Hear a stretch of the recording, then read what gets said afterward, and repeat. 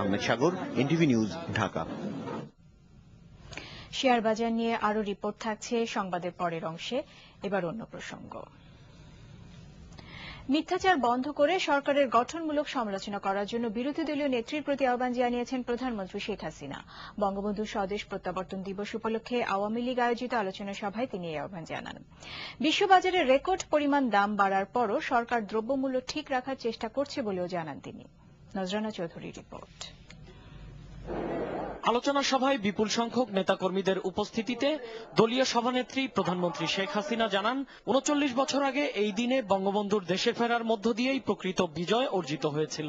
তিনি বলেন, শত প্রতিকূলতা সত্ত্বেও বর্তমান সরকার দ্রব্যমূল্য স্থিতিশীল রাখার চেষ্টা করছে। আমরা সর্বক্ষেত্রে ভর্তুকি দিয়ে দ্রব্যমূল্য আমরা নিয়ন্ত্রণে রাখতে সবসময় প্রচেষ্টা চালিয়ে যাচ্ছি, কারণ আন্তরিকতার সাথে আমরা চেষ্টা চালিয়েছি। কৃষকদের ভর্তুকি দিচ্ছি, খাদ্যদ্রব্যে ভর্তুকি দিচ্ছি, এমনকি এখন আমরা রেশন দেওয়ার ব্যবস্থা করছি, ওএমএস চালু করেছি। আমরা যে বিশেষ কার্ড দিয়ে সেই কার্ডের মাধ্যমে আমরা কম দামে চাল দেওয়ার ব্যবস্থা করছি। আজকে যদি 4 দলীয় জোট বা বিএনপি ক্ষমতায় থাকতো, তাহলে 100 টাকা কেজি করে মানুষকে চাল কিনে খেতে হতো, তাতে কোনো সন্দেহ নাই। বর্তমান সরকার দেশকে অর্থনৈতিকভাবে স্বাবলম্বী করতে চায়, আর এজন্য সব ধরনের পদক্ষেপ নেওয়া হচ্ছে বলেও জানান প্রধানমন্ত্রী। আর সে পথে বাংলাদেশ যে ভালোভাবেই এগোচ্ছে তার প্রমাণ হিসেবে প্রধানমন্ত্রী রিজার্ভ হিসেবে স্বর্ণ কেনার কথা বলেন। দেশের এই অগ্রগতি বিরোধী দলীয় নেত্রীর কাছে কোনো অগ্রগতি মনে হয় না বলে মন্তব্য করেন তিনি।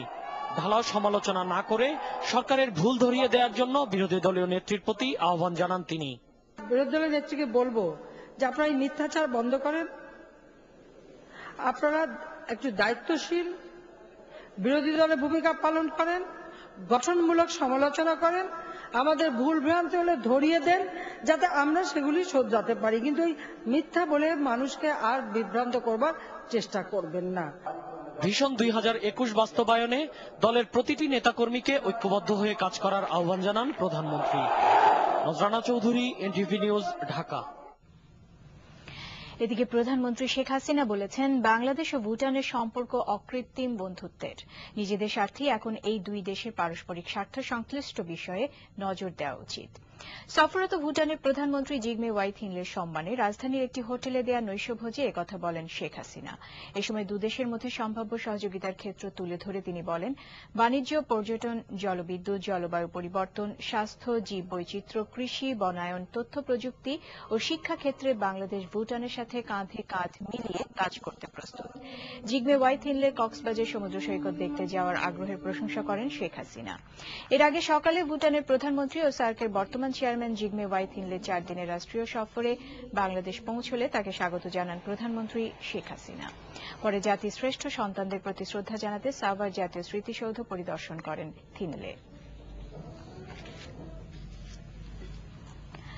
রাজধানীতে সন্ত্রাসীদের গুলিতে খুন হয়েছেন 32 নম্বর ওয়ার্ড যুবদল আহ্বায়ক শহীদুল্লাহ মিয়া। সকালে মতিঝিল এলাকায় নিজ ব্যবসা প্রতিষ্ঠানের সামনে খুন হন তিনি। নিহতের পরিবারের দাবি, রাজনৈতিক প্রতিহিংসার কারণে খুন হয়েছেন শহীদুল্লাহ। লীলা চৌধুরীর রিপোর্ট।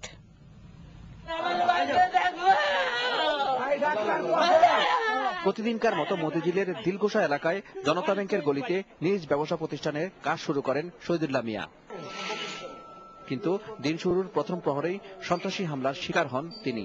মাথায় গুলিবিদ্ধ অবস্থায় প্রথমে ঢাকা মেডিকেল কলেজ হাসপাতাল, পরে ল্যাবেড হাসপাতাল এবং শেষে ঢাকা মেডিকেল কলেজ হাসপাতালে আনা হলে ডাক্তাররা মৃত ঘোষণা করে তাকে। পুলিশ বলছে হত্যার উদ্দেশ্যে সন্ত্রাসীরা গুলি করে শহীদুল্লাহকে। ওনার কাছে 50,000 টাকা ছিল, মোবাইলও ছিল, এই সমস্ত কিছু নেই। এটা আমি মনে করি যে ওকে হত্যা করার জন্য এইটা করা হয়েছে। নিহতের পরিবারের দাবি, রাজনৈতিক কর্মসূচিতে সক্রিয় থাকায় খুন হন তিনি। বিরোধী দলে থাকলে তাদের জন্য ট্রিটমেন্ট হবে না, সরকারি দলে থাকলে ট্রিটমেন্ট হবে। ওয়াই ওকে কয়েকবার মোবাইলে হুমকি দেওয়া হয়েছে যে তুমি মিছিল প্রোগ্রামগুলি কম করবা। আমি ওরা বলতাম যে দেখো যে বর্তমান যে পরিস্থিতি, এখানে তো আমাদের রাজনীতিক বড় বড় নেতাদেরকেও গায়েব করে দেওয়া হচ্ছে, তুমি একটু সাবধানে থেকো। দিদার চৌধুরী, এনটিভি নিউজ, ঢাকা।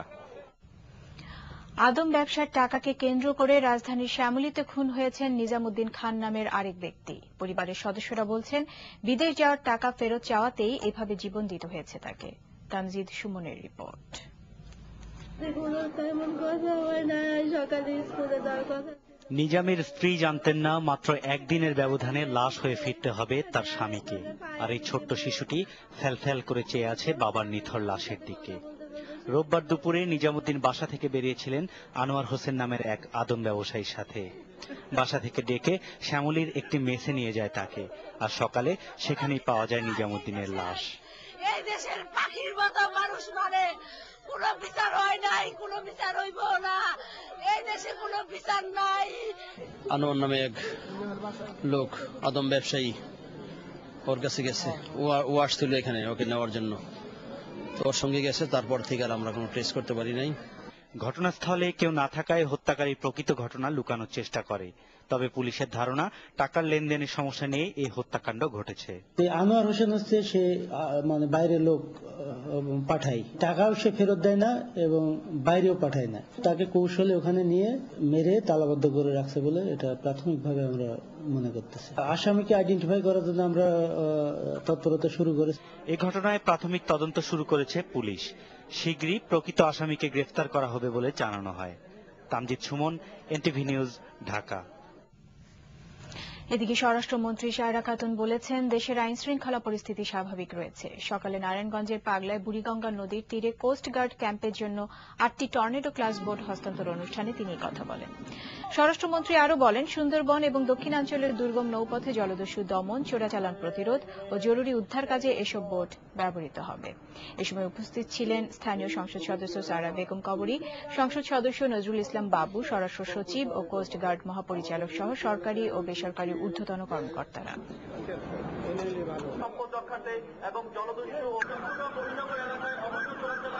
এমপির বাড়িতে ডাকাতি হয়েছে, আরো এমপি উপরে এক ভদ্রলোক থাকেন তার বাড়িতে ডাকাতি হয়েছে।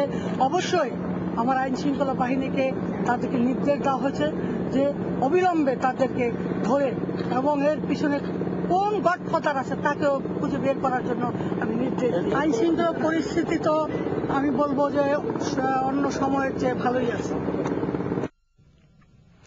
পৌর নির্বাচনে সংসদ সদস্য ও মন্ত্রীদের শুধু ভোট দেওয়া ছাড়া এলাকায় না থাকার আহ্বান জানিয়েছে নির্বাচন কমিশন। নতুন করে নওগাঁ ও মুন্সিগঞ্জ পৌরসভা এবং হবিগঞ্জ 1 ও ব্রাহ্মণবাড়িয়া 3 উপনির্বাচনে সেনা মোতায়েনের সিদ্ধান্তের কথা জানিয়েছেন কমিশনার এম শাখাওয়াত হোসেন। এদিকে মহাজোটের শরিক জাতীয় পার্টির পক্ষ থেকে পৌর নির্বাচনে সেনা মোতায়েনের পরিধি বাড়ানোর দাবি করা হয়েছে। রিপোর্ট করছেন আরাফাত সিদ্দিক। 56টি পৌরসভায় সেনা মোতায়েনের সিদ্ধান্ত আগে নেওয়া হলেও সোমবার কমিশন আরো 2টি পৌরসভা নওগাঁ ও মুন্সিগঞ্জে সেনা মোতায়েনের সিদ্ধান্ত নিয়েছে। কমিশনার শাখাওয়াত হোসেন বলেছেন, এ পর্যন্ত সবকিছুই ভালোভাবে চলছে। যারা মেম্বার পার্লামেন্ট আছেন, আমি তাদেরকে অনুরোধ করব যে শুধু ওনারা যদি ভোটার হন পৌরসভাতে, তাহলে ওনারা পৌরসভাতে থাকবেন, শুধুমাত্র ভোট দেবেন, এবং তার উপরে যারা মন্ত্রী মহোদয়গণ আছেন যারা বাধা আছে, ভোটের দিনে ভোট দিতে যে পারবেন, ভোট দেবেন এবং অন্য কোনোভাবে যেন প্রভাবিত না হয় সেদিকে আপনারাও খেয়াল রাখবেন। এটাকে আমাদের অনুরোধ। এটা কোনো দলীয় নির্বাচন নয়। ইন্ডিভিজুয়ালি যদি কেউ নির্বাচন বয়কট করতে চায় তাতে আমাদের কিছু বলার নেই। এদিকে 27 জানুয়ারি হবিগঞ্জ 1 ও ব্রাহ্মণবাড়িয়া 3 উপনির্বাচনকে সামনে রেখে আইন শৃঙ্খলা বিষয়ে এক বৈঠকে 2 আসনেই 5 দিন করে সেনা মোতায়েন থাকবে বলে জানিয়েছে কমিশন। দুপুরে মহাজোটের শরিক দল জাতীয় পার্টির একটি প্রতিনিধি দল কমিশনের সাথে দেখা করে পৌর নির্বাচনে সেনা মোতায়েনের পরিধি আরো বাড়ানোর দাবি জানায়। তো যদি কোনো দুর্ঘটনা ঘটে, অনাকাঙ্ক্ষিত কোনো পরিস্থিতি সৃষ্টি হয় এই পৌরসভা নির্বাচনকে কেন্দ্র করে, তার জন্য দায় দায়িত্ব তো মহাজোটকেই নিতে হবে। তো অতএব জাতীয় পার্টি মহাজোটের একটি অংশ, সুতরাং আমাদের দায়িত্ব নির্বাচন সুষ্ঠু নিরপেক্ষ হওয়ার জন্য সরকারকে এবং প্রধান নির্বাচন কমিশনকে বলা। আগামী 12 থেকে 18 জানুয়ারি পর্যন্ত দেশের 243টি পৌরসভা নির্বাচনের সব প্রস্তুতি সম্পন্ন করেছে কমিশন। Arafat Siddique, NTV news, Dhaka. ঢাকা ও চট্টগ্রামে 500-এরও বেশি রি-রোলিং এবং 25টি স্টিল মিলে আজ থেকে উৎপাদন বন্ধ করে দিয়েছেন মালিকরা। শনিবার রাতে ঢাকায় রি-রোলিং মালিক ও Bangladesh steel mill owners association যৌথ সভা করে এই সিদ্ধান্ত নেয়। রি-রোলিং মালিক অ্যাসোসিয়েশনের নেতারা জানান, পরিবেশ অধিদপ্তরের ছাড়পত্র ছাড়া স্ক্র্যাপ জাহাজ আমদানি করা যাবে না। এই সংক্রান্ত হাইকোর্টের একটি রায়ের কারণে গত 6 মাস স্ক্র্যাপ জাহাজ আমদানি বন্ধ আছে। এতে চট্টগ্রামের অধিকাংশ শিপ ব্রেকিং ইয়ার্ডে চলছে অচলাবস্থা। এর প্রেক্ষিতে কাঁচামাল সংগ্রহে মারাত্মক সংকটে পড়ায় উৎপাদন বন্ধ রাখতে বাধ্য হয়েছেন বলে জানান মিল মালিকরা।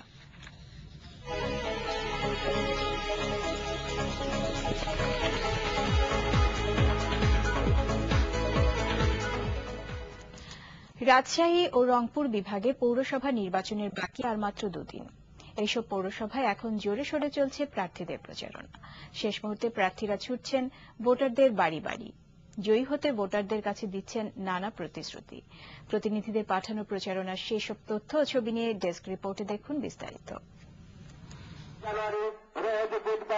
রাজশাহীর 11টি পৌরসভার মধ্যে গোদাগাড়ী একমাত্র প্রথম শ্রেণীর পৌরসভা। আর প্রতিষ্ঠার পর এবারই প্রথম নির্বাচন হচ্ছে কাটাখালী ও আরানি পৌরসভায়। এলাকার উন্নয়নে নানা প্রতিশ্রুতি নিয়ে প্রার্থীরা হাজির হচ্ছেন ভোটারদের দ্বারে দ্বারে। নিজেদের যোগ্যতা তুলে ধরার পাশাপাশি প্রতিদ্বন্দ্বী প্রার্থীর বিরুদ্ধে আনছেন আচরণবিধি লঙ্ঘনের অভিযোগ।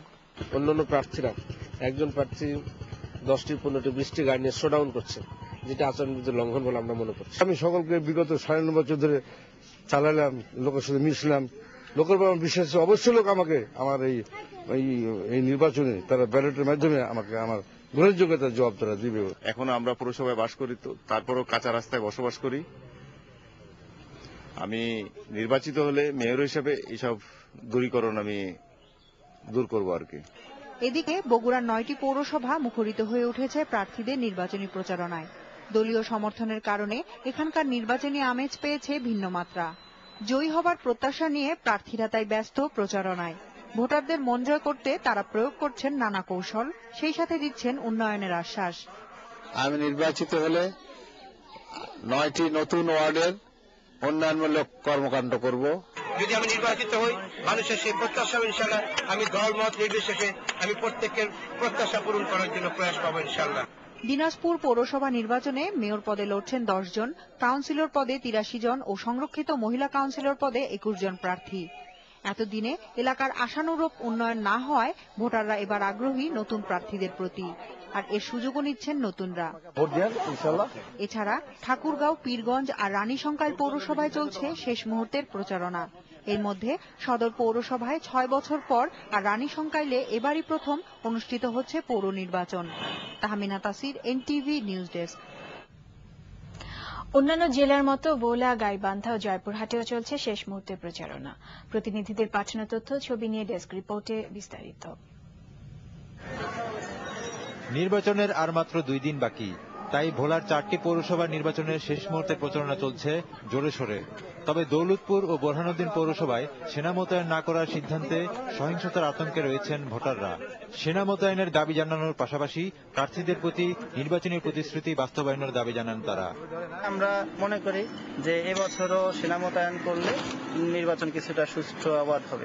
কাজ করবে, আমি তাকে সমর্থন করব। ক্ষমতাসীন দলের মেয়র প্রার্থী সুষ্ঠু নির্বাচনের আশা করলেও নির্বাচনের সহিংসতা ও কারচুপির আশঙ্কা করছেন স্বতন্ত্র মেয়র প্রার্থী। প্রথম উদ্যোগী থাকবে যাতে পৌরবাসীকে আমি গ্যাস দিতে পারি। নির্বাচনের ব্যাপারে কারো কোনো সামান্যতম কোনো মাইকিক বাধা বা কোনো বাধা কোনো কিছু হয় না। এই পৌরসভাতে বিশুদ্ধ পানির খুবই অভাব। এই বিশুদ্ধ পানির জন্য পানি সাপ্লাই পানি যেটাকে বলা হয়, সাপ্লাই পানির ব্যবস্থা এবং রাস্তাঘাট খুবই খারাপ, এবং রাস্তাঘাট সংস্কার সহ কিছু নতুন রাস্তা করার ইচ্ছা আছে। যদি শান্তিপূর্ণ নির্বাচন করতে হয় তাহলে অবশ্যই সরকারকে এখানে ইলেকশন কমিশনারকে এখানে আর্মি নিয়োগ দেওয়া উচিত। গাইবান্ধার সুন্দরগঞ্জ, সদর ও গোবিন্দগঞ্জ এই 3 পৌরসভার প্রার্থীরা ভোটারদের মন জয় করতে চালিয়ে যাচ্ছেন সর্বাত্মক চেষ্টা। জয়ী হওয়ার আশাবাদ ব্যক্ত করে বলেছেন তাদের নির্বাচনী অঙ্গীকারের কথা। বিশুদ্ধ পানির ব্যবস্থা, পানি নিষ্কাশনের ব্যবস্থা, রাস্তাঘাটের উন্নয়ন, পৌর শ্মশান, পৌর গোরস্থান এবং পার্কের আমি ব্যবস্থা করব।